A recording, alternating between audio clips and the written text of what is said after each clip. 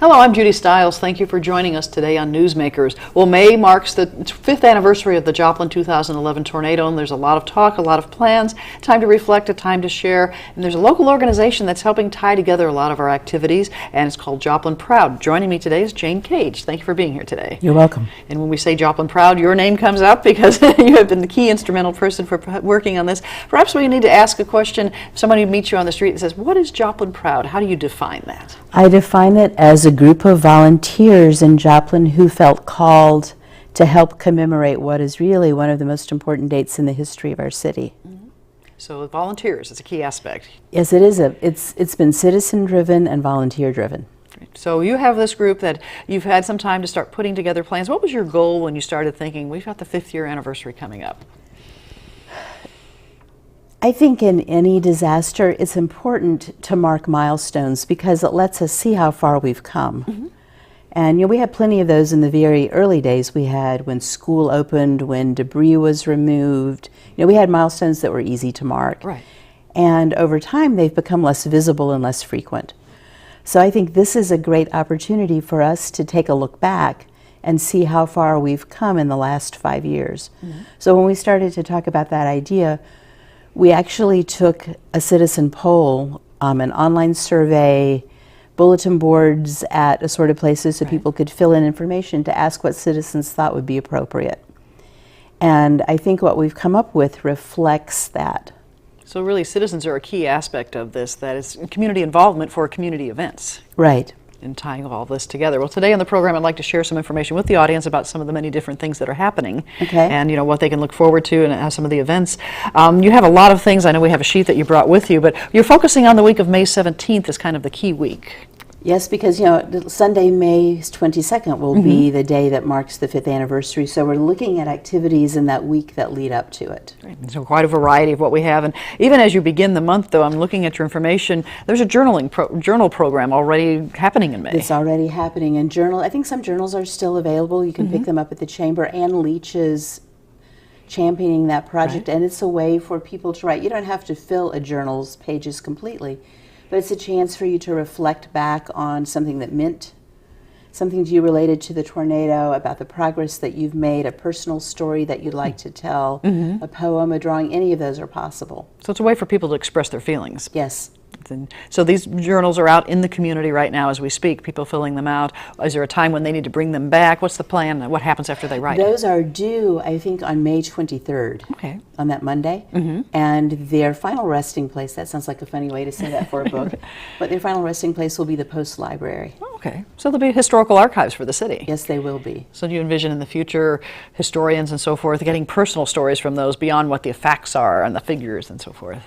I think they will have a chance, and anyone can go really and look at those and get a sense of what it was like in those days. So you're encouraging people that were here at the time, that experienced it, have seen this change in the recovery over the years to participate. Yes, there have been some very touching. I get all the email that comes to the Joplin Proud website, so I pass through a lot of things, and there have been people who lost a family member but feel that they've made a lot of progress that wanted to write about it. Someone sent us a poem. Someone wanted to tell the story of where they were when it happened. So there have been a lot of aspects that I think will be represented there. It sounds like in many ways people want that chance to express themselves. And I saw that a lot, post-tornado in those early days. People wanted to tell their story as a way of healing, and I think what you find in Joplin is there are still people who are continuing to heal from that event and want a chance to tell their story because it's a healing activity for them. So as the community heals, the individuals within the community working together for healing. Right? You're right. Right. Now the name Joplin Proud, and I know you have a symbol, I don't know if the cameras can see it, if we have it on the screen at some point when we show the website, but the butterfly. The butterfly. Tell me a little bit about that. As we worked together, and I'm not sharing the entire event, I have one aspect that's mine, but when the group got together, we tried to think what would represent this last 5 years of progress, and really the butterfly became kind of a obvious choice as the symbol for the 5 years for several reasons. One, it kind of is a representative of the metamorphosis of what's happened in Joplin. From, out of the rubble, we've become a stronger community. It signifies the rebuilding. If you look at it already, there's a mural on 20th Street that has the butterfly as its main symbol. There, there are many stories that circulate around Joplin of people that saw butterfly people during the tornado that they felt protected them. It feels like it's just the natural and right thing to be. And we're seeing butterflies around town now in front of businesses. Yes, we are. So that's part of this effort, is to spread that community involvement through these, I call them butterfly statues or figurines. Sculpture, maybe Sculpture, the right right? word. You're right, that was one of the first things that got released related to this, to give people time to plan those. And I think we have around 25 of those going up all across Joplin, painted in different styles. There were different butterflies to choose from. And they'll be at businesses or institutions. Even my church, for example, purchased one as a way to honor the volunteers that stayed in the building that we had. So I think they're going to be all across town, and all the ones I've seen are really beautiful and really unique. And there's one here at Missouri Southern. And they're individualized too. Yes, you have they are. a basic sculpture to start with, but you can paint it, you can design what you want to do Anything with it. that you want it to be. And we're hoping that the reaction to those was so strong and so positive that those are relatively expensive. Well, they are expensive, probably anywhere from $1,500 to maybe $1,800 on up for those big statues cut out of metal. Right. But we're looking at some smaller ones that maybe, and we don't have a definite price yet, but maybe $200 or less that people could buy for their own homes. Oh, okay. Already painted So or available to paint. And then the funds from those are going back to help the community? Actually, the funds from those in the beginning have gone to fund the cost of the Disaster Recovery Summit. Okay. They were a way through the Joplin Foundation, the Chamber Foundation, to help funnel some funds that direction. Okay. Well, I know the summit is a big aspect, and that's what I want to talk about today, which obviously people have heard about, that, but we want to give a sign of the nuts and bolts, the plans. That's the weekend of May 19th and 20th. On Thursday afternoon and on Friday. Now, how did the idea originate to say, well, let's have this summit, this gathering of many people? I would say 2 or 3 things. One is what we felt as we got together as a group, that it was important not just to celebrate what had happened here, but to find a way to kind of pay it forward. And unfortunately, we have a unique set of experiences here in Joplin that haven't been replicated at this scale in many places across the United States. So what we've learned, we've had successes, we've certainly had our failures, but we've come a long way, and what we've learned out of that we thought was important to share. At the end of 2013, when I thought we were going to lose institutional knowledge or start to forget what we had done, I used the social capital that I had and nagged about 47 of my friends that had been involved in recovery to write a 1,500-word essay about what they would tell someone in another community in their same position. And so we edited those essays, really just collected them all, put them in an order, and it's a downloadable PDF from the city website called Joplin Pays It Forward.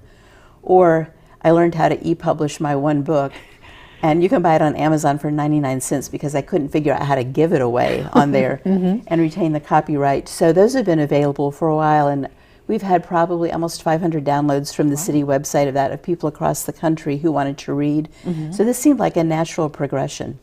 So people want to learn from Joplin. You've heard from throughout the country. Tell us about it. They do, but I also think this conference is a step beyond that, because if you look at the speakers that are coming and you look at the sessions we're having, there's Joplin representation on almost every one of them, but it's not just about Joplin.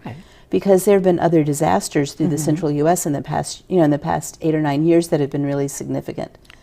So one of the things that pleases me is that we have representatives from Tuscaloosa, Alabama. Their mayor and chief resilience officer are coming. Moore, Oklahoma, who I think we can all learn from, because they've had 3 big tornadoes in the last 10 years. Their city manager is coming. The mayor of Greensburg, Kansas is coming. The assistant city manager of Cedar Rapids is coming, and a city councilman from Minot, North Dakota, to all be on our opening session. So when you hear of big headline disasters, these people have experienced them as well. Yes, and they have, and we can learn just as much from them as they can from us. So I'm really excited about that possibility. Now, I've read just recently that you have had a lot of people making advance reservations, that people are showing from, I guess, from around the country wanting to come. Yes, we have. I've been really fortunate in that, Missouri Southern is hosting us, which has helped us keep the price down. And really the cost of the summit's been $75, which we hope will just cover our cost of printing and refreshments. Okay. So it's been really affordable because our goal wasn't to make money off of it. Our goal was to pass on our knowledge. And so far, our registrations have encompassed 23 states. Wow. So people are coming, for example, from the City of Los Angeles Emergency Management Department, from the City of Seattle, from small communities and large communities across the United States, as well as people who are in positions like who work at the Red Cross or Samaritan's Purse or Team Rubicon. You know, people that were here post-disaster, they're coming as well. So the relief agencies as well as the community and governmental agencies all coming together. All coming. Right. Well, you mentioned your opening. Let's talk about kind of the structure of the event itself. Sure. So tell me a little bit about how it's going to work. Our opening session is Thursday afternoon, and it begins at 1:30. And that session will also be a nationwide webinar with the help of FEMA. Oh, okay. And so FEMA's reserved so far 1,000 conference lines to be able to let people call in from the United States or dial in. They're still working on their final format. But that will be a great way for people who aren't able to attend to hear this opening session where these communities get together and talk about the road to resilience is the title of that session. Okay. So to talk about their journey from to the disaster to where they are today. Then we have one set of breakout sessions in the afternoon. There are 4 breakout sessions that you can choose from. The next morning on Friday, we have 3 talks that I think are going to be very personal in the opening session. Walt Maddox, the mayor of Tuscaloosa, is going to speak. David Mink, who's the editor of the Joplin Business Journal, and Gary Bandy are our 3 speakers for that first morning session. We have a breakout. Then we have a keynote speaker that really is exciting to me. His name is Dr. Leonard Marcus, and he's the director of the National Preparedness Leadership Institute at Harvard, and also teaches in the Kennedy School of Government. And he and his team study the concepts of meta leadership, which is how people lead in times of crisis. So I think his talk will be really pertinent to all the people that are coming who want to understand what they might need to do to be prepared. Right. So when people think about leadership in times of crisis, things, communication aspects, things that really play a role into working effectively. Yes, he's going to spend a part of his time talking about a concept called swarm intelligence, which means in a crisis time, sometimes when there's no real leader that's even been named yet, things still work because people learn how to work together. That's just a natural occurrence. You see it in nature where there, for example, there's a queen bee, but there's not, for example, in a flock of geese, a lead geese, but they know how to work together instinctually. And he's going to talk about that idea and maybe how it will, it would have applied in Joplin in those early hours. So everybody pitching in to get the job done and helping things out along those lines. And then we'll have 2 more sets of breakouts in the afternoon, and the breakouts cover many topics across the gamut of disaster recovery. Great. I know you have a website that will kind of breaks down what the specifics are of these sessions. We do. You can go to joplinproud.com and find the link to the Disaster Recovery Summit. We have almost 50 people who are coming to be panelists or moderators who are leaders in their communities. We have people coming down. If you remember, in Valonia, Arkansas, 2 years ago, there was a tornado that, they had a tornado in 2013 and 2014. And the tornado in 2014 destroyed the middle school that had been built at 2013, even after they weren't even able to occupy it before it was destroyed a second time. So we have leaders coming from there. They're going to talk about how they removed debris, which is really different than what we did in Joplin. They gathered it all themselves and burned it all themselves. So there are lots of aspects that will be covered in this. So really it's going to perhaps show people the different ways of doing things, that there's not necessarily one book you can open up and say, here's what your community needs to do. That's true. If you've been around FEMA at all, FEMA's great mantra is every disaster is local. Sometimes I would argue with them about that idea. But really, every disaster is unique, and housing solutions are unique. It's another topic we're going to cover. In Tuscaloosa, where Walt Maddox is coming, for example, their tornado happened when school was out, and so they have a population that's up and down because of the University of Alabama. Town, right. And so they had places to put people where in Joplin we didn't have housing for people. So there are really different aspects in how those are considered. So things for the communities to assess, and a lot of this sounds like it's also be prepared. Think about these things before something happens. And I'm hoping that people will be able to take back information that they can implement in their communities. Mm-hmm. Now, registration is done through the website that we saw up on Registration is done through the website, and even though we're hosted here, we're limited in the number of people that we can take. So we think our absolute top limit is 300, and we're over 200 as of today, and we're still 3 weeks out. So people need to watch, and if people want to come, they need to register and get that information. And we can see the web link up there and how to get information and the dates to and register location. There, view the speakers, view the agenda. So pretty much everything's taking place in Billingsley Student Center. You'll have that as the hub of where the activities are taking place. Correct. The only thing outside of that is on Thursday evening when we're done here, we're going to have a reception out at Mercy Hospital because we think a lot of people will be interested in seeing it. Right. And that's part of the story of Joplin's recovery, obviously. A very people big have part. heard a lot about it and want to see what's happening. So this has taken a lot of planning, putting together, a lot of volunteers working on making this happen as well. Yes, we're all volunteers, so I hope everyone remembers that when they come to the conference. So we're not professional conference planners, but I think we've done a really good job as a group of volunteers in trying to pull it together because there are so many moving pieces to this. So being able to make these plans and then make them work and carry through.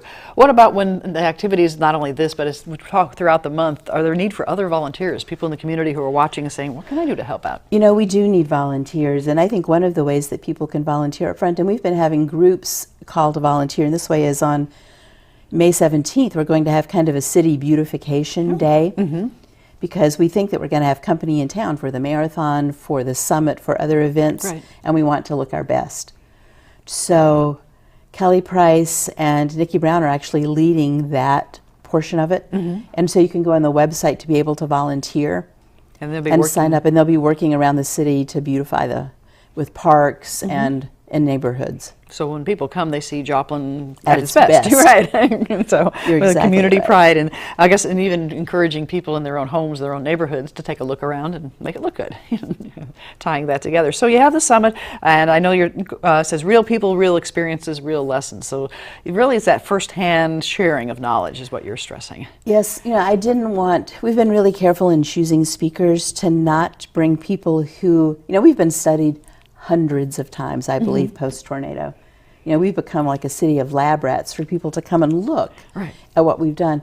And I really didn't want anyone who had come and studied us to give us their theory about what we had done or why we had done something. I wanted people who had actually been in the trenches, who had had responsibilities in recovery, across the spectrum and across the central U.S. to come and talk about it, which is why we call it Real People, Real Lessons. So I think it's maybe one of the attractions for people who are coming from outside of Missouri, is they want to hear those lessons that they don't often hear. That they can firsthand not have to read somebody's report on Joplin, but they can hear from the people in the Joplin situation, tying that together.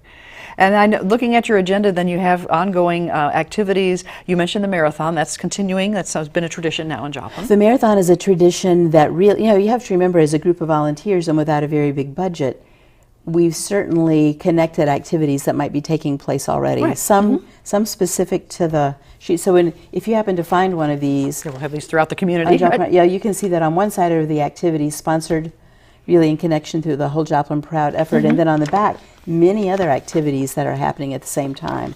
And actually, even with Joplin, there are going to be activities that are overlapping. Right. If you look on Friday at the very same time that the conference is going on, the Chamber of Commerce is going to cut a really big ribbon that signifies the recovery of all the businesses in Joplin. Okay. And then that evening, when there's the Walk of Silence at the time of the marathon, it will be the first night of a 2-night performance of After the Storm, which is an original musical composition by Dr. Bird. Here, The Other Side of the Storm, let me get the title right. And so that will be Friday night and Saturday night at the high school, and tickets are free, but they're available around town because we wanted to make sure that we didn't overfill it one night and fit everyone in there. Now, the Walk of Silence, that's on Main Street? There are people walking down Main Street? No, it's actually down Joplin, I think, okay. From 9th to 20th, and, and that's where there'll be the 161 banners owned by the Joplin Memorial Marathon that each have the name of a person that died as a result of the tornado. So this is something that someone who may not be a runner, or maybe Like a me, little older, yes. that doesn't feel like, Like me. pounding the pavement and running, but walking that path that evening. Yeah, and I think that will be a really meaningful and quiet time of remembrance. So the gathering, and just meet, and then that starts at 7:30, so there'll still be light that time that year, and meet that time and walk as a group, citizens walking together. Walking together, in some ways reminiscent of the Walk of Unity at the first anniversary, I think. Yeah, kind of bringing it full circle. I'm curious about the music, Hubert Bird and his music composition. It says it's an original piece of music. So It is an original piece of music, and it has the cooperation of many groups within Joplin. The high school choir, a portion of them are singing. Part of the choir based here at MSSU, the community choir, they're participating. There's an orchestra. I mean, I think it's going to really be a top-rate event. So really, if you're a music lover, that's a great opportunity It would be a great to gather. place to come. And so that will be at 7:30 on both the Friday and Saturday night. evenings. But as you have on this sheet, places around town to get your tickets in advance for admission. And I know that new auditorium is fairly large, so you can fit quite a few people in I think there. 1,100 is the limit in that. So they can work out that. Now the marathon, of course, Saturday morning, people get up bright and early for the run that we've had for a number of years. And then you have some other things I noticed on Saturday. Wings Saturday afternoon. It's full day. It is a full day. Wings and Wonder. We wanted to have something that was specifically aimed at children. So at Cunningham Park that afternoon, there's going to be a set of activities aimed at kids. They're going to make butterfly kites. There are going to be other activities that reinforce the symbol of the whole weekend that will be available. And then at Par Hill Park, we're going to have two events, really all in one. We're going to have a pet reunion where, if you remember the number of dogs and cats that were adopted post-tornado, you know, if you're within driving distance and your pet is still with you, you can come to the park that afternoon. And I think they're all going to get a special little medallion if they Put on their bring collar? their pet back, like a little medal. And then the other really amazing thing is, if you remember, it was difficult to reunite pets and owners because, you know, they might not have had on a collar or a leash or any tags. So the ASPCA will be here that day, and they're offering a free microchip clinic for as long as supplies last there. You can bring your pet and have them microchipped for free. So that will help. So if anything happens again, hopefully it'll be a lot easier to be reunited. And that was a very big part of the story post-tornado, was people who lost part of their family when they couldn't find their pet. That's right. And tying that together. And of course, Par Hill's the park that has now become the dog park. I mean, people are knowing that that's the place to bring your dog and have some fun. You know, I think that's interesting. One of the most requested items in the CART project, you know, when we asked people what they liked, was the idea of a dog park. So that was very high on the list, and now that dog park is very active. Right. So it became a reality, from a dream to Yes, a it reality. did. Now you mentioned the CART process, and people think back the process. At the very beginning, community involvement with CART. I mean, you depended on citizens and people giving you input at that time as well. Yes, we did, and we got a lot of input. And, you know, we were able to refine that. You know, our goal wasn't to shape the input, but just to listen and report back on what we heard. Right. And then, you know, once we heard that, we reported that back to the City Council and then to a wider group of boards that included the Chamber of Commerce and the School Board and the city of Duquesne and the Village of Duquesne. Right. And they all agreed that what we had written was the direction that we should go. So really, they were depending on you to gather the information from the citizens, from John Right. and Jane Public, to tell them what do they want. Not what do we want for them, but what do they want for them, and tying it together. And then I noticed also that you have a Neighborhoods of Recovery walk or drive. I mean, a lot of people want to, I guess they come back to Joplin, they want to see how things are. They will come back, I think, to look, and if you look at the number of houses that were built across the tornado zone by faith-based groups and volunteer groups, all of those will be marked with a banner or a sign in their front yards. So I think it will be a sea of those signs that will help us realize just how many houses were built here for people. And I know, you know, post-tornado, we saw reports on the number of man-hours, people giving hours, you know, to contribute to their time to rebuild. You know, and that was immense numbers of people. Yeah, over 200,000 volunteers have been here. And I think when we live here day to day, it's easy to forget how many houses were built by volunteers. So I think this will be a great reminder, even for us who live in Joplin, of the number of houses that came about as the result of kindness of strangers and friends. People working together. Now I noticed another event on Sunday, you have a big picnic. We have a free picnic for the community on Sunday afternoon. If you remember, one of the other groups that got its start in Joplin was Operation Barbecue Relief, and they're celebrating their 5th anniversary by hosting the barbecue for us that afternoon. Okay. So everyone can come for barbecue. They call it Pride, Progress, and potato salad. And so actually, a company in Topeka donated all the potato salad that we need for this event. So now we're still looking for a driver to go to Topeka and bring it back.